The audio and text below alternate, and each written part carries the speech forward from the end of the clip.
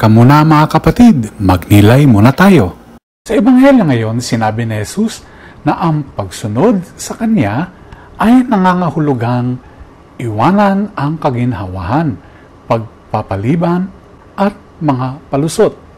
Ipinamuhay ito ni Santa Teresita ng Niño Jesus sa kanyang maliit na daan o little way, ang pag-aalay ng maliliit na gawain bilang sakripisyo ng pag-ibig. Nakakatawang isipin, kahawig ito ng kwento ni Tycho Brahe, isang astronomo noong 16th century. Bagamat henyo, nawala niya ang bahagi ng kanyang ilong dahil sa isang duelo na napakaliit na dahilan. Ang kanyang kapalaluan ay nagtali sa kanya sa walang saysay na bagay. Si Santa Teresita, kabaliktaran, ay tumalikod sa kayabangan at yumakap sa kasimplihan. Ipinakita na ang tunay na kadakilaan ay nasa pagsuko sa Diyos.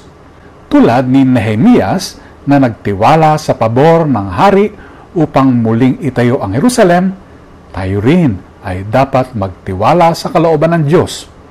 Ang pagsunod kay Kristo ay radikal na kalayaan, hindi kapit sa palusot o sa yabang, kundi lumalakad sa maliliit na hakbang ng pananampalataya patungong walang hanggang kaluwalhatian. Pagnilayan po natin ito. Amen.